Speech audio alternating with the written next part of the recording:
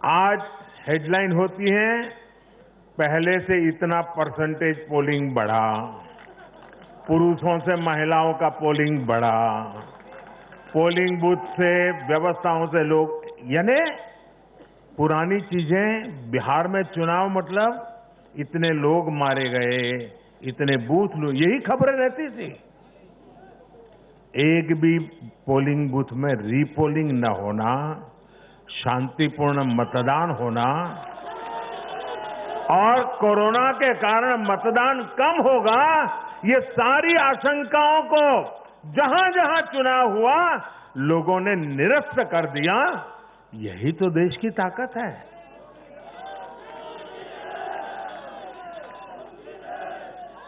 Corona के इस संकट काल में ये चुनाव कराना आसान नहीं था, लेकिन हमारी लोकतांत्रिक व्यवस्थाएं इतनी सशक्त हैं, पारदर्शी हैं कि इस संकट के बीच भी उन्होंने इतना बड़ा चुनाव करा करके दुनिया को भी भारत की ताकत की पहचान कराई है। साथियों, इन चुनाव परिणामों में भाजपा को, एनडीए को अपार जन समर्थन मिला है। इसके लिए भारतीय जनता पार्टी के, एनडीए के लाखों कार्यकर्ता भाइयों बहनों को जितनी बधाई दूं उतनी कम है। मैं हर कार्यकर्ता को, उनके परिवारजनों को हृदय से बधाई देता हूं। ये चुनावी नतीजे भारतीय जनता पार्टी के हमारे राष्ट्रीय अध्यक्ष श्रीमान जेपी नड्डा जी की कुशलता और प्रभावी रणनीति का भी परिणाम है। नड्डा जी को जितनी बधाई दें,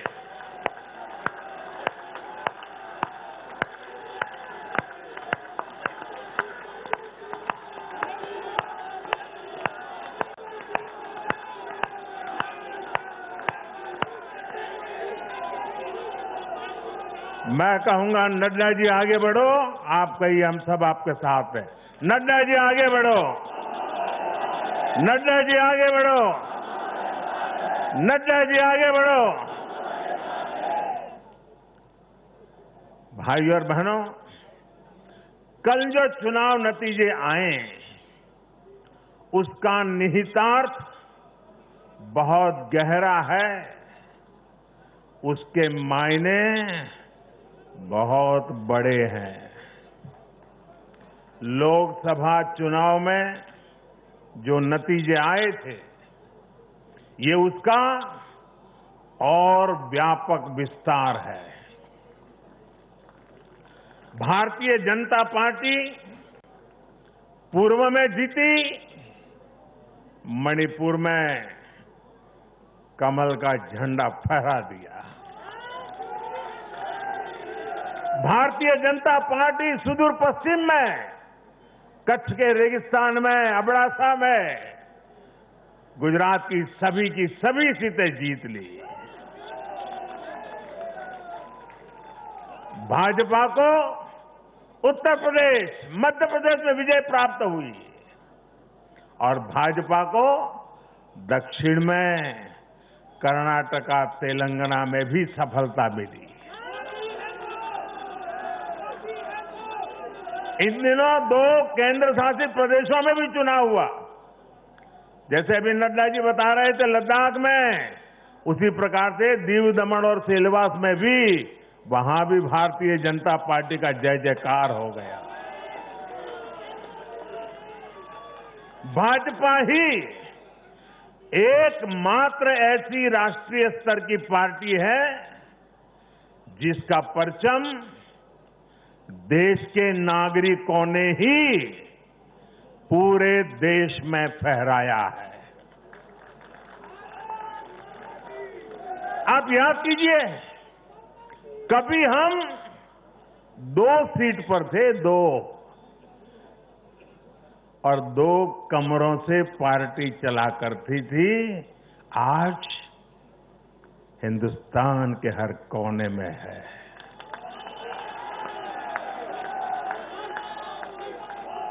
हर किसी के दिल में है।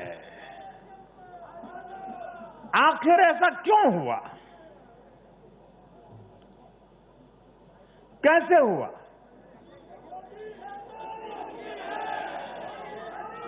इसका उत्तर कल जो नतीजे आए हैं उसी में मिल जाता है।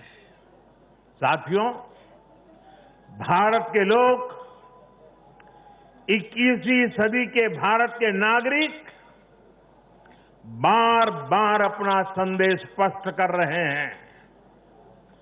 अब सेवा का मौका उसी को मिलेगा जो देश के विकास के लक्ष्य के साथ ईमानदारी से काम करेगा। हर राजनीतिक दल से देश के लोगों की यही अपेक्षा है कि देश के लिए काम करो, देश के काम से मतलब रखो। कल जो नतीजे आए उन्होंने साबित कर दिया है कि आप काम करेंगे तो लोगों से आपको भरपूर आशीर्वाद भी मिलेगा। आप खुद को समर्पित करेंगे, 2400 घंटे देश के विकास के बारे में सोचेंगे, कुछ नया करने की चेष्टा करेंगे, तो आपको नतीजे भी मिलेंगे। देश की जनता आपकी मेहनत को देख रही है, आपकी तपस्या को देख रही है, आपकी नीयत को देख रही है, और इसलिए चुनाव के समय बिना किसी भ्रम में पड़े जनता जनार्दन आपको वोट कठिनाई को बीच भी घर से निकल करके दे करके आती है। कल के नतीजों में देश की जनता ने फिर ये तय कर दिया है कि 21वीं सदी में देश की राजनीति का मुख्य आधार सिर्फ और सिर्फ विकास ही होगा। साथियों, हमारे यहां ये भी कई बार कहा जाता है कि बैंक खाते, गैस कनेक्शन, घर, स्वरोजगार के लिए सुविधाएं, अच्छी सड़कें, अच्छे रेलवे स्टेशन, बेहतर हवाई अड्डे, नदियों पर बनते आधुनिक पुल, इंटरनेट कनेक्टिविटी, ऐसे मुद्दे चुनाव में अहमियत नहीं रखते हैं। सुना होगा आपने ऐसा। जनता ऐसे लोगों को बार बार ये कह रही है कि असली मुद्दे यही है। देश का विकास, राज्य का विकास आज सबसे बड़ी कसौटी है, और आने वाले समय में भी यही चुनाव का आधार रहने वाला है। जो लोग ये नहीं समझ रहे, इस बार भी उनकी जगह क्या हुआ मालूम है ना? जगह जगह जमानत जब्त हो गई है।